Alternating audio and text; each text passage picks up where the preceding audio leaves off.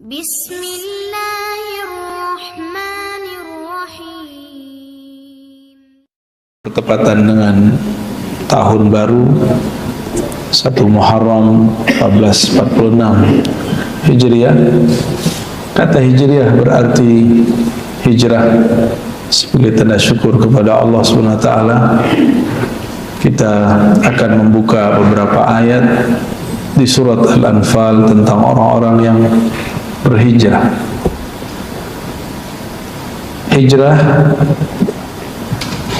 bukan pertama kali ke Madinah, tapi hijrah itu pertama kali ke negeri Habasyah. Sekarang disebut Ethiopia dan Sudan. Mereka baru saja pecah. Dan inilah kekuatan media. Orang nggak tahu dan orang nggak ada yang kunut mendoakan negeri Sudan. Orang kunut doain Gaza, tapi tidak ada yang mendoakan negeri Sudan. Ini menyedihkan sekali. Ya, saya kalau orang ajak kunut cuma mendoain Palestina, saya bilang, saya tambahkan, kita mesti tambahkan Sudan, wa Burma, wa Suriah, wa Lubnan, semuanya harus tambahkan. Oleh karenanya doa kunut nazilah yang terbaik bukan menyebutkan nama tempat, tapi umum. Allahumma ansur man nasaraddin, itu cukup. Ya, wa khudhul man khadhalal muslimin, sudah, gak usah sebut nama tempat. Ya, wansuril mujahidin fi kulli makanin wahin, tolonglah ya Allah semua mujahid di semua tempat. Karena kalau kita sebut semua, emang di Indonesia kita nggak berjuang, kita sedang berjuang juga. Kenapa antum nggak doakan mujahidin di sini? Mujahidin di Fatani, mujahidin di Burma, mujahidin di Kashmir. Apa? Medianya nggak bicara. Sudan sudah 2 kali hari raya, mereka tidak hari rayaan seperti kita. Mereka hancur-hancurnya hari ini. Semua negara Islam yang ada di Afrika sedang masalah. Kamerun, pernah dengar Kamerun? Itu lagi masalah. Pecah jadi juga. Nigeria, itu yang disebut Boko Haram, Masya Allah. Ya, kelompok teroris yang mengaku jihad, tapi mereka jahat. Nauzubillah min dzalik, membunuh sesama muslim. Sama seperti ISIS, ya. ISIS membunuh ulama banyak sekali. Salah satu yang mereka bunuh adalah ayahanda dari guru saya sendiri, Syekh Muhammad Sa'i Ramadan Al-Muti, salah satu wali Allah dibunuh. Karena kekuatan media itu, mereka jadi anak-anak muda berjihad jadi jahat.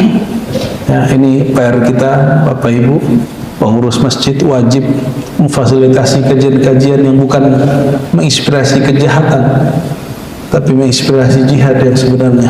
Ya, amin ya rabbal alamin. Ya. Hadis yang paling masyhur tentang jihad ada 2. Pertama hadis niat, yang mana Sahih Al-Bukhari, Imam Bukhari dari Uzbek menjemput hadis ini ke Mekah. Ketemu gurunya bernama Abdullah bin Zubair Al-Humaidi. Al-Humaidi ini adalah khadam Imam Syafi'i. Khadam Imam Syafi'i, yang bawain kitab Imam Syafi'i, yang bawain sendal Imam Syafi'i, yang hidangin air buat Imam Syafi'i kalau lagi safar. Namanya Abdullah bin Zubair Al-Humaidi. Beliau punya kitab itu Musnad Al-Humaidi. Imam Bukhari waktu belajar kepada beliau, ya umurnya lebih kurang, ya masih belasan atau 20 awal. Jumpa di Mekah, ngaji kepada imam ini, dan imam ini pertama kali mengajarkan hadis itu, hadis innamal a'malu bin niyat. Ya, innamal a'malu bin niyat, sesungguhnya amal itu niat. Niat itu bukan nawaitu sawma ghadin, nawaitu al-ghusla li raf'il hadasi, itu namanya lafaz niat. Usolli fardhu subhi rak'ataini, itu lafaz niat, bukan niat. Bedakan lafaz niat dengan niat. Lafaz niat bagian dari conditioning, sedangkan niat itu fil qalb. Niat itu di dalam qalb. Ahli fikih debat masalah kapan kita niat. Ada yang waktu ngangkat tangan, ada waktu takbir, ada yang sebelum takbir. Nah, itu karena mencoba membenturkan, menghubungkan antara yang zahir dan batin, tapi nggak tepat. Niat itu di qalbu dan dia muqtarinun bil fi'li. Dia bersamaan dengan perbuatan. Salat itu fi'il, perbuatan. Perbuatannya apa? Takbir, mengangkat tangan, saat itulah niat. Adapun usolli sebelum itu namanya mengkondisikan hati masuk kepada niat. Ya, jadi boleh nggak sholat tanpa usolli? Boleh. Boleh nggak usollinya pakai bahasa Jawa? Ya, bahasa Indonesia boleh? Boleh, karena usollian itu cara ulama mendidik umat supaya mereka tidak main-main sebelum sholat. Ya, maka di ujung usolli ada lillahi ta'ala. Ya. Hadis ini diambil oleh Imam Al-Bukhari yang masih remaja dari gurunya Al-Humaidi yang sudah mulai tua. Al-Humaidi dapat berkah berkhidmat kepada Imam Syafi'i dan Imam Ahmad mengaguminya. Apa kata Imam Ahmad bin Hanbal, pendiri mazhab Hanbali? Al-Humaidi imamun. Humaidi itu imam kita di Mekah. Selevel pendiri mazhab Hanbali mengakui beliau sebagai imam. Ya, itu karena kedekatan beliau dengan Al-Imam Asy-Syafi'i radhiyallahu taala anhu. Lalu di tengah hadis apa? Wa innama likulli imri'in ma nawa, faman kanat hijratuhu ila Allah wa rasulih fa hijratuhu ila Allah wa rasulih, faman kanat hijratuhu, ya, siapa yang hijrahnya ila Allah, kepada Allah. Hijrah maknanya apa? Berpindah. Allah itu bukan tempat, maka berpindah kepada Allah bukan pindah fisik. Pindah kepada Allah berarti berpindah pandangan qalbu, berpindah tujuan qalbu. Maka diartikan siapa yang tujuan dia hanya untuk mendapat ridha Allah. Ulaika yarjuna rahmatullah. Orang beriman dan mereka berhijrah, berjuang, mereka yarjuna rahmatullah. Yang mereka harapkan adalah kasih sayang, perhatian Allah. Maka orang-orang yang hijrah ini, hijrahnya dinilai kepada Allah dan Rasulnya.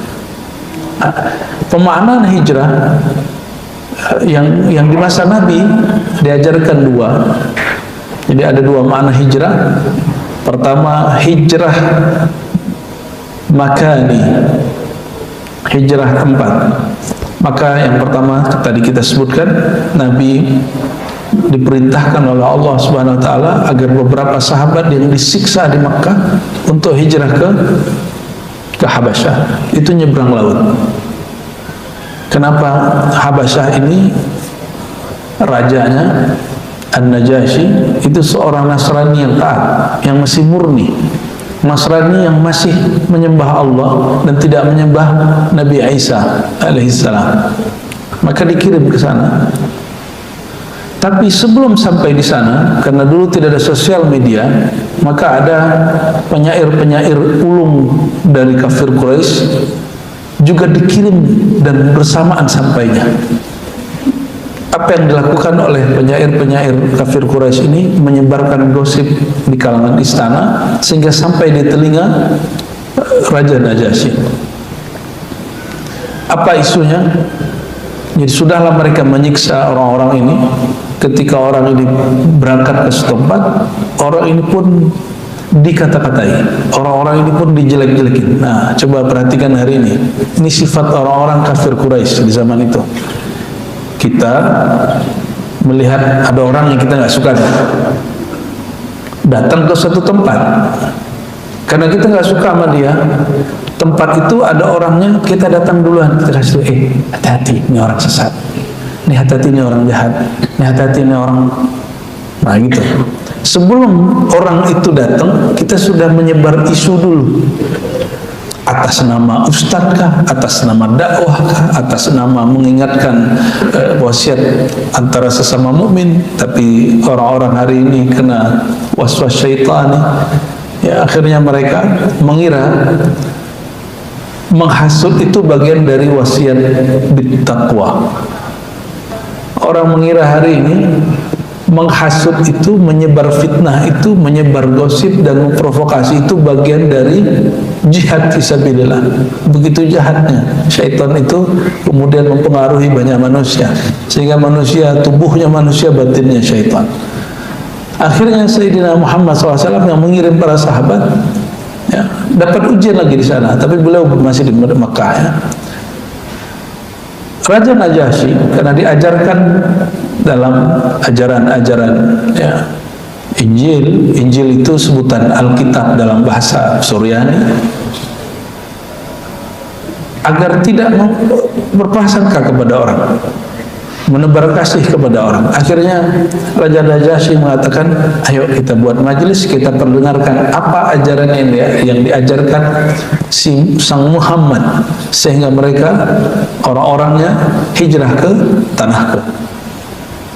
Dan dibacakanlah oleh seorang, ya, keluarga Nabi Muhammad SAW satu surat, yaitu surat Maryam.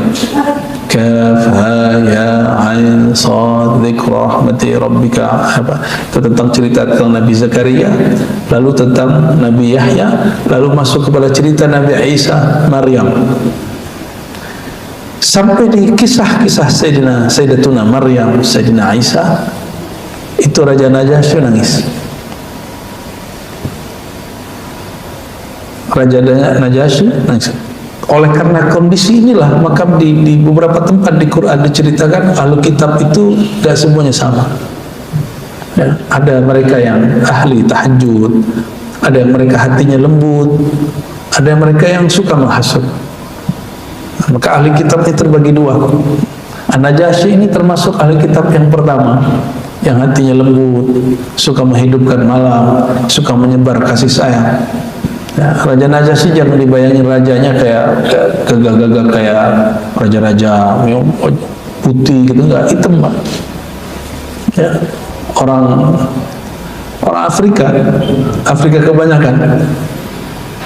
Akhirnya beliau, keluarga Nabi ini, ya, masih Ahlul Bait Nabi, dan semua rombongannya sekitar 12 orang atau berapa orang yang di rombongan itu mendapat tempat yang cukup, ya.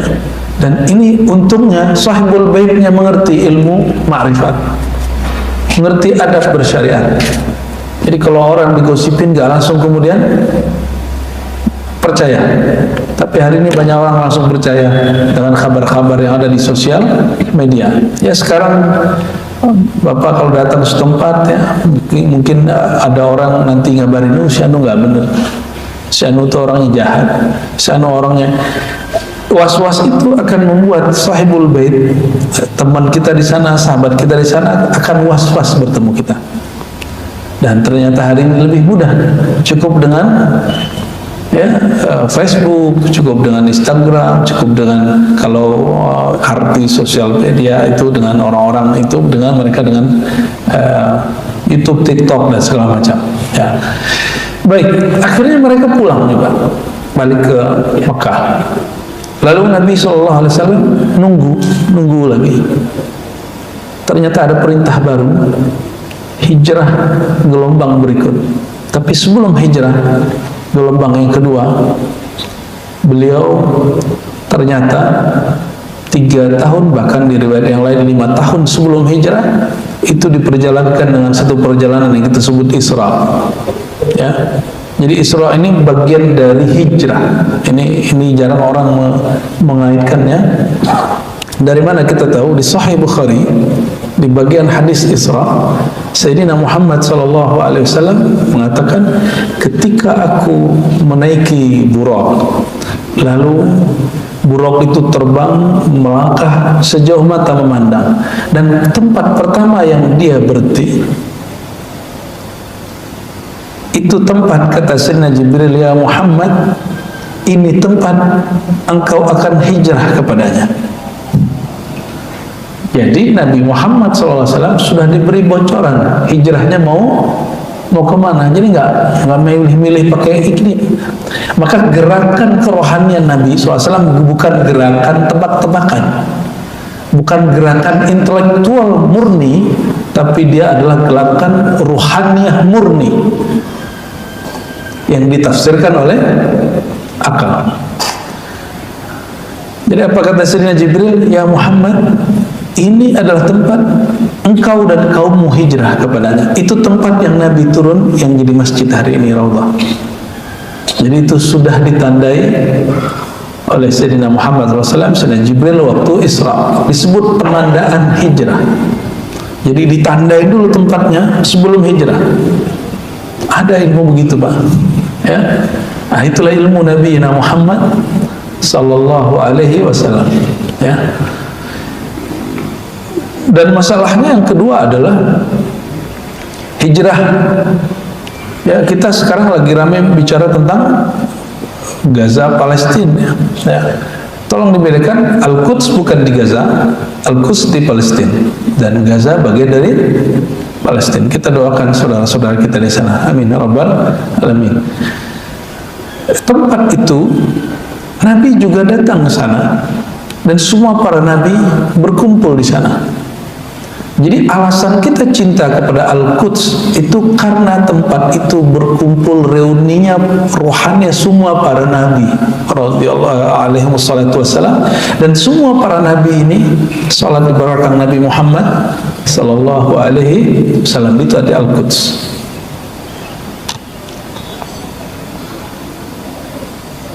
Apa yang paling membingungkan bagi sebagian orang? Nabi Muhammad SAW mengatakan, marartu bi qabri Musa fa idza huwa yusalli fi qabri.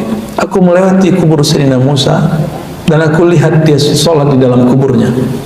Sampai di Al-Quds itu ada lagi.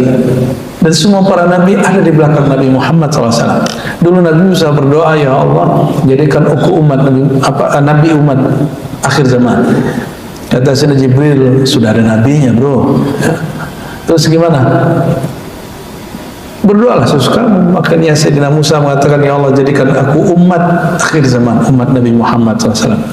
Dan semua nabi menjadi umat Nabi Muhammad SAW dengan cara mereka sholat di belakang beliau di malam Isra. Ya. Jadi makmum Nabi Muhammad sallallahu alaihi wasallam. Maka seandainya Nabi Isa turun, Nabi Isa tidak bawa syariat sendiri.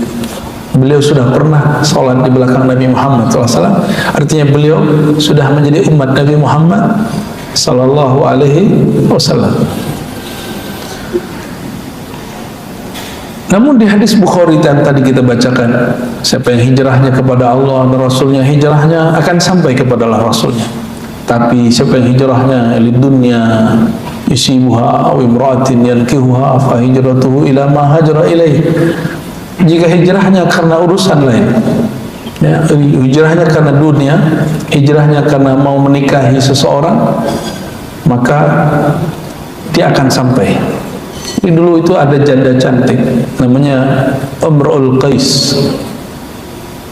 Itu hijrah karena perempuan ini hijrah, atau perempuan ini ada di Madinah, maka laki-laki biasa, bapak-bapak ini kalau canda kan ngomong janda mulu. Aku aja Pak ya, betul nggak? Jujur Pak ya. Padahal sudah punya gitu. Tapi kalau canda begitu. Ya. Kita kenal ada seorang kiai itu kalau ceramah nyebut kata janda sampai 50 kali. Ya. Itu representasi daripada semua cara berpikir laki-laki umum. Ya. Suka iseng masalah ini, padahal berani juga enggak. Yang ngomong doang. Perempuan ini cantik sekali, dan para sahabat dengar, si Imrul Qais hajarat, ya, atau fil Madinah, ada di Madinah. Maka mereka kemudian ingin semuanya berangkat ke Madinah. Maka Nabi kemudian kasih tahu, siapa yang hijrahnya karena si doi, maka dia akan dapat yang diniatkan, menikahi lawan jenis. Siapa yang nikahnya karena ingin merubah nasib, ya, ingin merubah nasib, tadinya susah di Mekah, ingin kemudian cocok tanam atau berdagang di Mekah, di Madinah, sampai insya Allah. Tapi beliau mengatakan, siapa yang hijrahnya karena Allah, untuk Allah, pasti sampai. Kalimat hijrah di sini Nabi SAW mengajarkan, berarti hijrah itu ada dua jenis. Al-hijrah ar-ruhiyah, hijrah ruhani, Yang kedua hijrah ya, makaniyah, hijrah tempat. Hijrah tempat ini kenapa dihitung tempat? Karena dia sebenarnya tidak pindah kepada Allah. Dia justru pindah ke setempat dan niatnya hanya untuk menikah, niatnya untuk berbisnis, berniaga. Ya. Sedangkan yang pertama ini yang disebut oleh Sayyidina Ibrahim, inni muhajirun ila rabbi. Sesungguhnya aku berhijrah kepada Rabbku, Allah Subhanahu wa ta'ala. Sayyidina Ibrahim itu adalah orang yang mengajarkan hijrah dalam pengertian yang sebenarnya. Beliau pindah dari Babilonia, pindah ke daerah Harran. Di Babilonia ada Namrud. Namrud umur 400 tahun, tidak pernah sakit, mengajarkan bahwa dirinya Tuhan dan juga semua berhala ada Tuhan. Maka Sayyidina Jibril mengajari Sayyidina Ibrahim bahwa ini syirik. Tapi bukan berarti Sayyidina Jibril harus menghancurkannya. Tapi karena beliau punya sifat namanya futuwah, futuwah itu muda, maka beliau buat sebuah skenario, seluruh berhala hancur kecuali berhala yang besar dan goloknya ditaruh di leher yang besar. Ini kecerdasan seorang Sayyidina Ibrahim yang masih muda. Ketika beliau diadili oleh Namrud, hei Ibrahim, engkaukah yang menghancurkan semua Tuhan-Tuhan kami? Tuhannya dihancurkan. Ini lucu juga tuh. Nabi Ibrahim senyum. Loh, kenapa saya? Itu lihat goloknya daripada Tuhanmu yang paling besar. Inilah masuk ilmu logika, ini disebut ilmu mantik. Mantik Sayyidina Ibrahim. Apa kata mereka? Kata Namrud, hei Ibrahim, itu patung-patung tidak dapat bicara, tidak dapat bergerak. Tidak mungkin satu patung menghancurkan patung yang lain. Nabiullah Ibrahim tersenyum lebih lebar. Apa kata beliau? Tuh, engkau sudah tahu itu berhala, tidak dapat berbicara, tidak dapat bergerak, tidak dapat mengganggu kiri kanannya, apalagi membantu kalian. Lalu kenapa kalian sembah? Ya, disitulah kemudian Sayyidina Ibrahim yang dia benar tapi tetap dianggap salah oleh penguasa di zamannya. Ini yang disebut oleh para ulama bahwa ilmu mantik, ilmu logika bukanlah ilmu dari filsafat Yunani. Filsafat Yunani, ilmu mantik itu justru ilmu Sayyidina Ibrahim alaihissalatu wassalam. Jadi Nabi Ibrahim dapat wahyu untuk berbicara seperti itu, lalu beliau mengalahkan orang-orang yang di Babilonia dan tempat-tempat yang lain. Ya. Ilmu ini dibawa, ya, orang-orang Yunani ini kan ngambil ilmu hisab, perhitungan, baca pergerakan alam. Itu diambil dari India, dari Babilonia, lalu mereka kembangkan, maka menjadi peradaban Yunani. Ya, peradaban itu kemudian yang disebut Helenism, ya. Helenism itu tadwiriyah, ya, pencahayaan atau penerangan, pemikiran, kemajuan. Semua itu berkat daripada ilmu mantik Sayyidina Ibrahim alaihissalatu wassalam.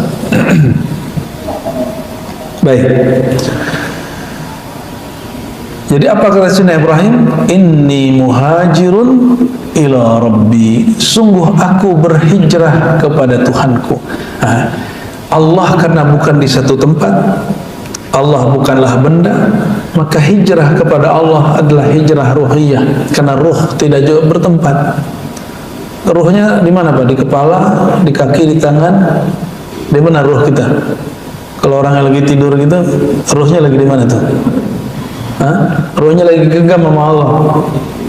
Kalah tuh, sudah mendengkur tuh. Kelelahan tuh, bangunin tuh. Bangunin.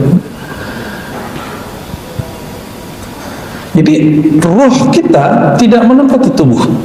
Dia hanya berkait dengan tubuh. Dia hanya berkait dengan tubuh. Yang disebut meninggal, kaitannya putus. Diputus kaitannya, ini yang disebut wafat. Ini yang disebut maut. Tubuh kembali ke tanah, ruh kembali melanjutkan perjalanannya. Maka ulama kita Imam Ghazali mengatakan tubuh ini markabur ruh, adalah kendaraan ruhani semasa di dunia. Makanya tubuh kita ada umurnya. Ya, dulu masih segar, sekarang sudah mulai sakit-sakitan. Ya, yang sudah di atas 40 tahun sudah mulai kolesterol, sudah mulai darah tinggi, sudah mulai gula, apalagi saking manisnya itu ya. Saking manisnya pada sakit gula, Pak. Sayyidina Ibrahim mengajarkan hijrah itu bukan hijrah makani, tempat saja, tapi hijrah ruhani. Hijrah ruhani.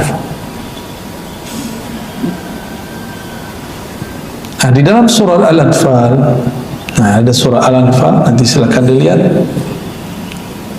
Mulai dari ayat 72 sampai 74. Kita baca ya 75 masuk. Kita baca yang 74 aja karena ayatnya panjang. Bismillahirrahmanirrahim. Walladzina amanu wa hajaru wa jahadu fi sabilillah. Dan orang-orang yang beriman wa hajaru dan berhijrah, wa jahadu dan berjihad fi sabilillah, di jalan Allah, walladzina awau, ya, dan orang-orang yang membantu, menolong, menyerahkan rumahnya, ya, ini orang Ansar. Jadi orang beriman, berhijrah dan berjihad, ini kelompok disebut muhajirin. Walladzina awau wa nasaru, dan orang-orang yang meminjamkan rumahnya, memberikan hartanya, ya, wa nasaru, dan nasar, ansar, mereka menjadi kaum ansar. Itu kata ansar dari kata ini, au nasaru, mereka nasar. Apa arti nasar? Mereka membantu yang berhijrah. Ulaika humul mu'minuna haqqa, baik muhajirin ataupun ansar, mereka lah mukmin sejati. Ya, mukmin sejati itu orang yang mau meninggalkan tempat yang dia sudah sangat suka. Jadi nggak boleh cinta tanah, ya, cinta rumah nggak boleh. Rumah dan tanah itu hanya sebatas fasilitas, nggak boleh dicintai. Jangan masukin mobil rumah ke dalam kolbu. Ya. Kalau rumah mobil masuk kolbu, ke bawah dalam sholat. Sholat mikirin rumah, sholat mikirin mobil.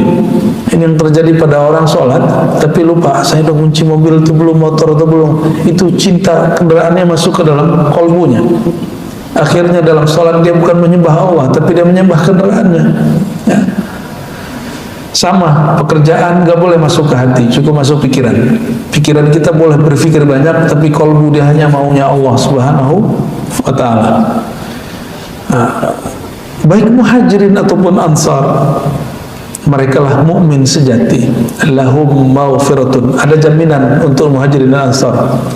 Lahum, bagi mereka maghfirah, ampunan. Maka orang yang hijrah di zaman Nabi SAW dan orang-orang yang membantu orang hijrah, dijamin dosanya diampuni.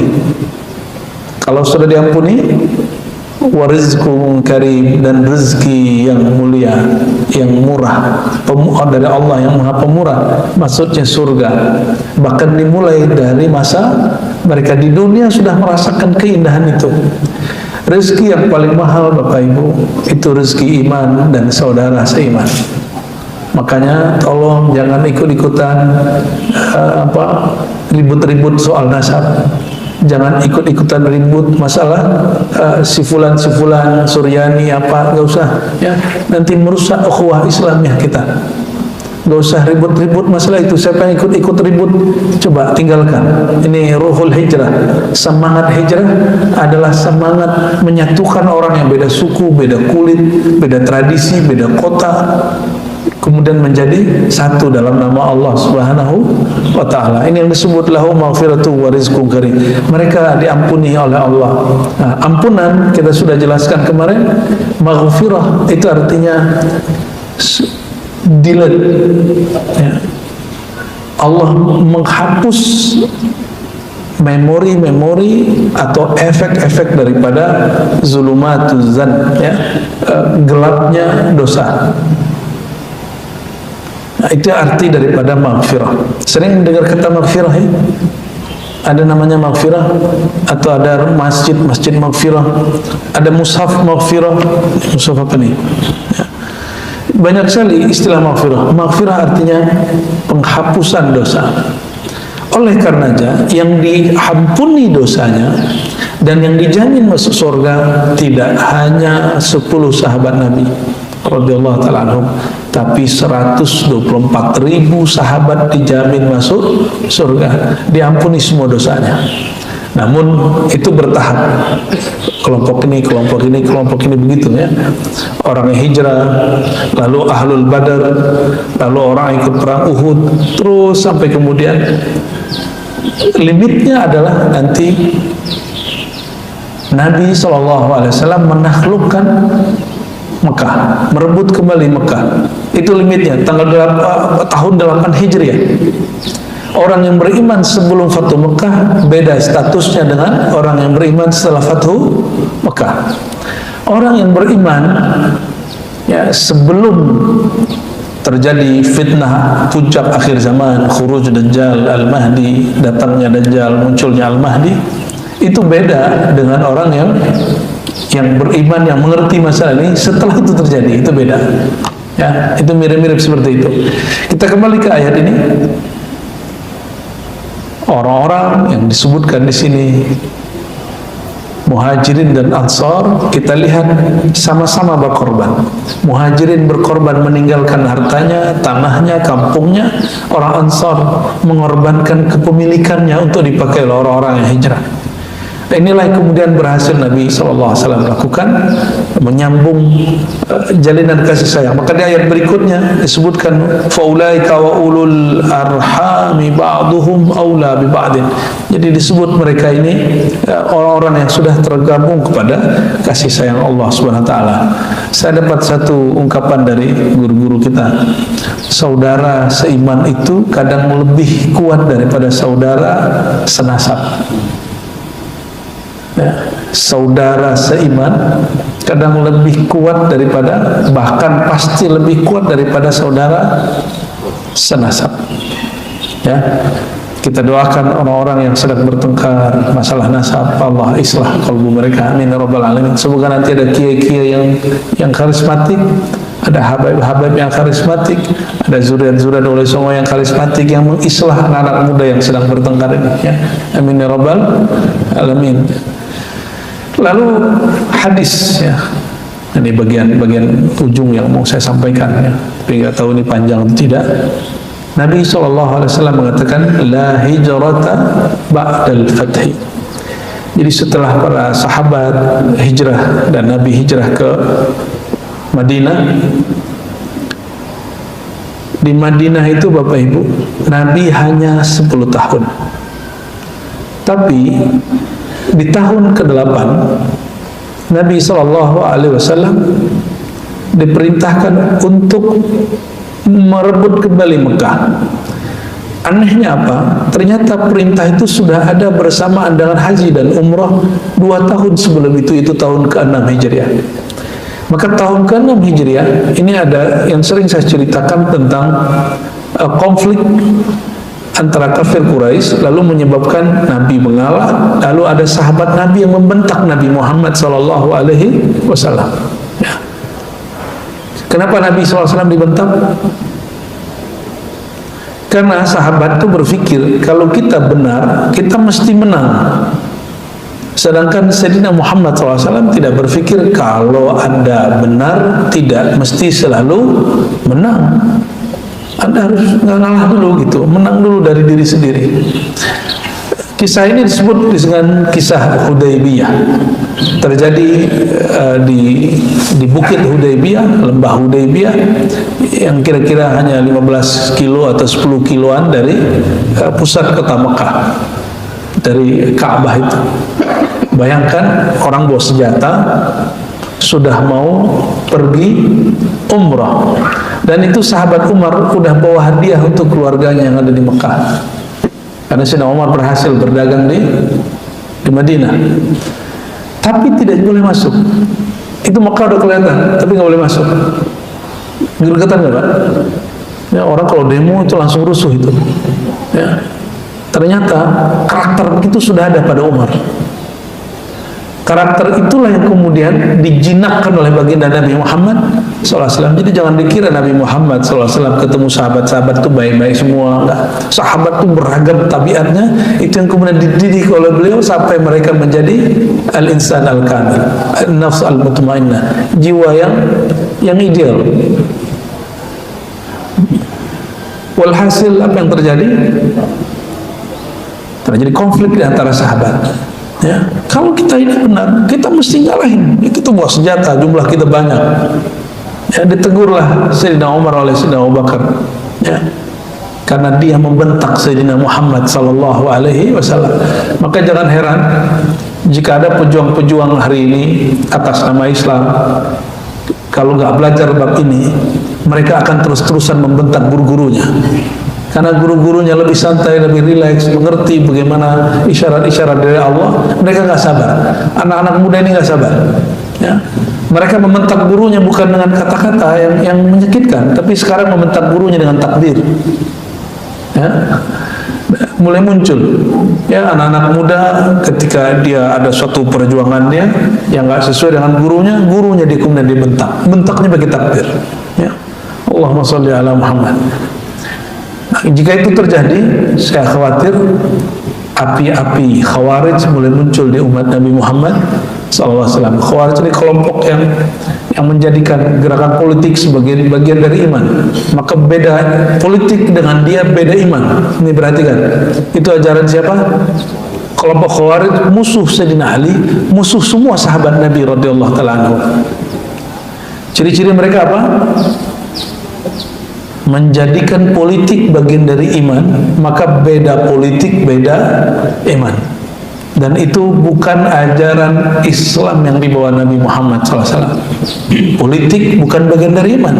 Politik bagian dari muamalat. Kalau iman di qalbu, kalau muamalat pada zahir kita, jangankan bab muamalat, ibadat pun kita beda. Ya. Subuh pada kunut, ada yang nggak kunut kan di sini? Boleh nggak? Nah, apakah itu beda iman? Apakah beda iman? Enggak, kita nggak beda iman.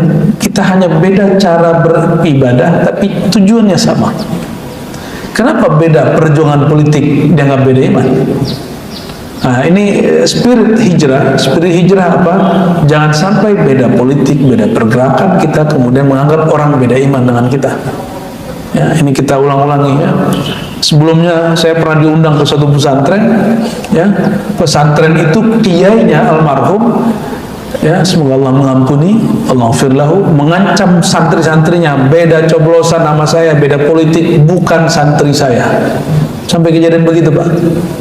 Itu kiai nggak tahu siapa yang racunin dia. Ya mungkin itu lagi euforia orang buka sosial media, si kiai baru mengerti buka WA dan YouTube. Dikira semua yang masuk ke grup itu benar. Ini mohon maaf Bapak yang sudah di atas 50-60, kami punya masalah dengan sosial media. Sulit sekali ngasih tahu hoax kepada orang yang sudah tua. Ya. Sulit sekali Pak. Kita dikasih, Pak ini hoax. Wah, ini udah ini Islam kok, ini Islam ya. Ini jemput nama Islam, ini pakai ayat. Ya, bahkan sekelas ada ya salah satu ya, orang yang paling terkenal dalam dunia seni musik dulu pernah berkomentar di TV One, apa katanya? Semua di internet kan sudah benar, sudah valid. Nggak ngerti dia. Sekarang ikut-ikutan ngomongin asal. Nah, sayang sekali ya. Nah, Bapak Saudara bukan Allah.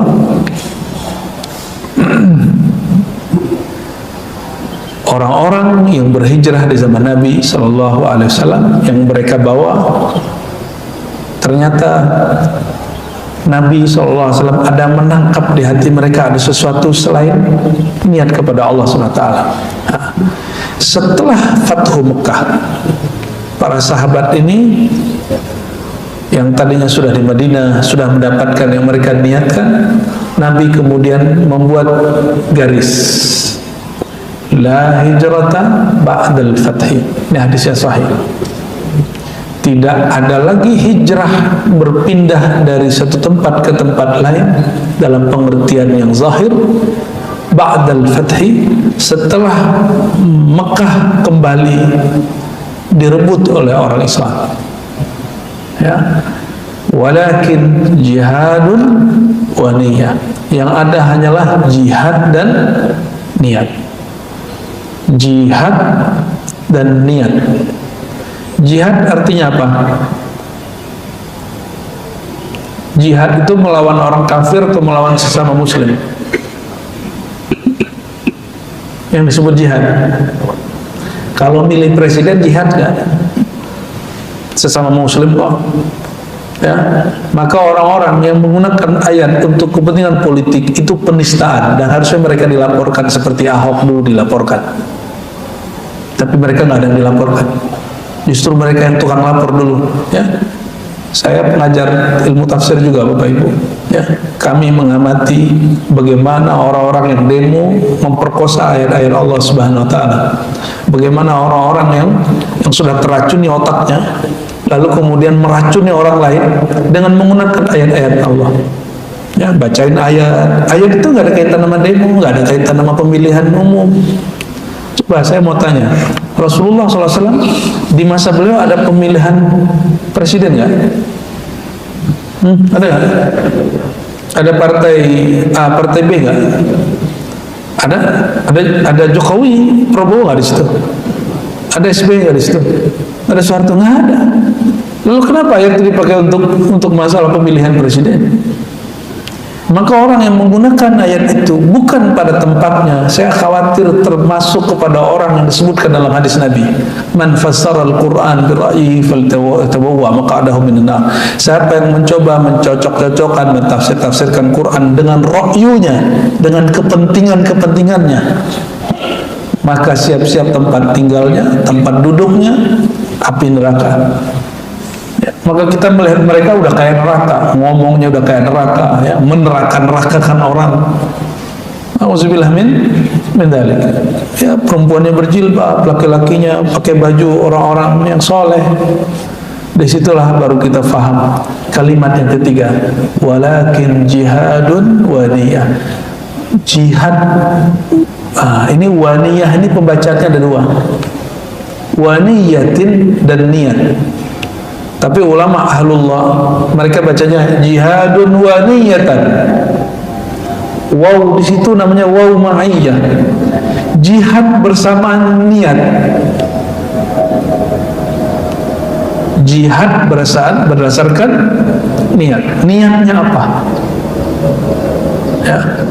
Yang paling lucu, orang-orang mengatakan bahwa menerima asas Pancasila itu adalah kufur. Maka berjihad untuk menghancurkan negeri ini itu bagian dari jihad. Ini orang nggak membaca. Pancasila pertama bunyinya apa, Pak? Ketuhanan yang Maha Esa. Itu syirik kan? Tauhid kan? Jadi Pancasila disebut tauhid. Kalau Anda tidak suka dengan Garuda, nggak usah lihat Garudanya. Garuda itu nggak ada urusannya dengan Pancasila. Garuda itu cuma simbol. Pancasila itu sendiri. Waktu dirumuskan Pancasila, nggak ada gambar Garuda. Pancasila itu yang merumuskan pejuang-pejuang, mujahid-mujahid di negeri ini. Ya, itu alot, mulai dari ketuhanan Maha Esa-nya ditaruh nomor berapa dan akhirnya ditaruh paling atas.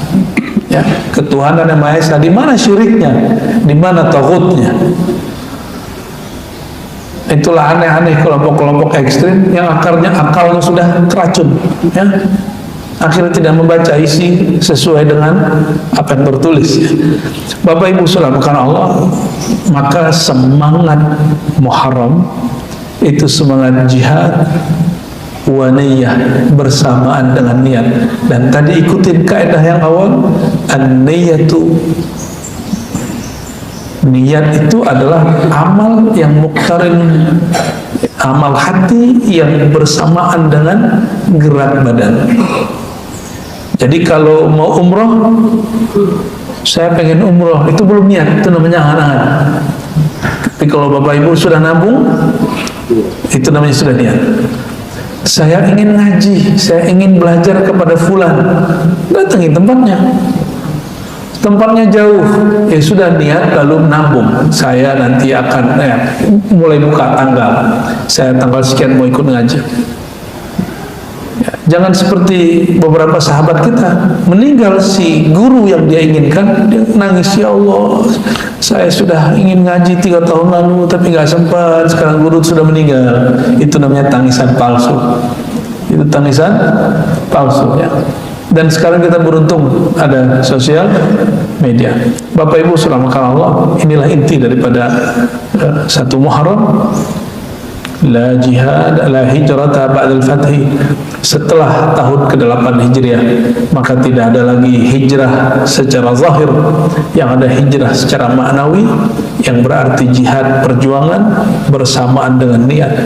Berarti inti dari semua hijrah ada pada niat, dan niat ada pada qalbu. Atas dasar itu ulama kita sepakat mengatakan ma'rifatu ilmil qalbi wajibatun. Mengenal, mengetahui, mempelajari ilmu qalbu, ilmu hati, hukumnya wajib. Maka setiap 1 Muharram itu tidak akan ada makna kalau kita nggak belajar qalbu. Dan mohon maaf Bapak Ibu, guru itu ada 2 jenis. Ada guru da'i, ada guru murabbi, muallim.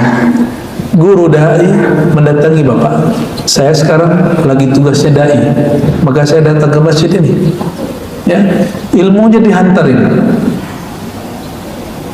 Tapi kalau mau membersihkan kolbu, cari, datangin guru. Gurunya disebut muallim murabbi, bukan muallim da'i.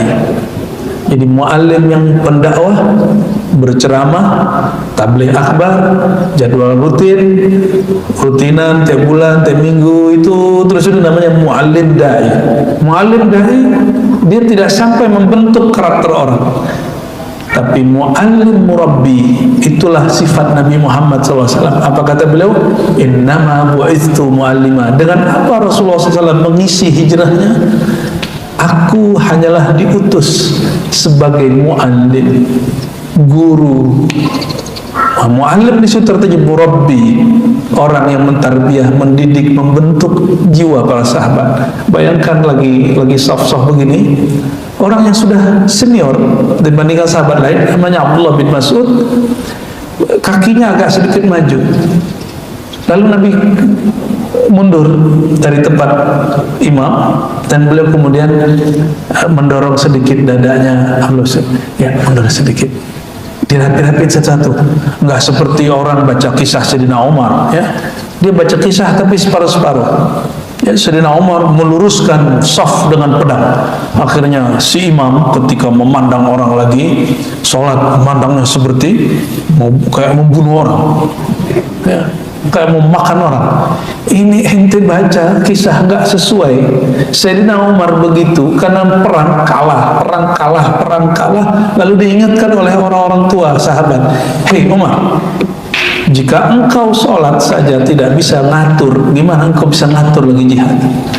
Jika saf sholatmu tidak benar, bagaimana saf qalbumu saat berjihad? Maka Sayyidina Umar ketika meluruskan saf, jadi melihat hati sahabat itu cukup lihat safnya. Lurus ini pakai pedang, dulu kan nggak ada garis begitu. Dulu dibuatlah garis dengan pedangnya, barulah saf itu lurus dan hati para sahabat kemudian mau dididik. Itu musim perang. Kalau Nabi lagi musim hari biasa murabbi, apa yang melakukan? Boleh pelan-pelan kasih tahu, sawu sufuwakum, nggak pakai buka galak Bapak Ibu, ya. Imam kita saking santainya, sawu sufuwakum ngeliatnya ke depan. Kebanyakan masjid begitu, ya. Sawu sufuwakum harus lihat ke orang, ya. Sawu sufuwakum, siapa yang paham? Kalau nggak santri nggak paham, maka terjemahkan ke bahasa Indonesia. Luruskan saf, rapatkan saf. Karena nggak semua orang ngerti bahasa Arab, nggak semua orang pernah pergi ke Mekah. Kalau di Mekah kan sebelum sholat kan ada yang mengumumkan sufuwakum, imamnya atau bilalnya. Jadi belajar hijrah, sekarang itu belajar ilmu qalbu. Dan belajar itu Bapak Ibu, tolong setelah ini carilah guru, dai, murabbi, ya. Jangan belagu, mohon maaf Pak. Oh, saya bisa datang Ustaz ke rumah. Ente belagu bener, ya. Emang bisa bayar Ustaz berapa? Emang ilmu yang ada di qalbu Ustaz itu bisa dibayar? Emang bisa kemudian bayar? Kalau untuk baca Quran bisa bayar, tapi makna Quran nggak bisa dibayar. Ya, baca Quran, ngajarin pakai qiraati, ikra, betul bisa dibayar.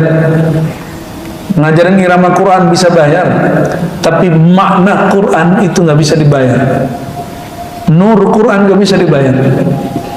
Jadi selama ini kita miskonsepsi terhadap hijrah dan cara mengisi hijrah. Jadi hari ini apa yang kita lakukan? Kita mengisi hijrah. Tolong setelah ini cari guru, datangin mereka.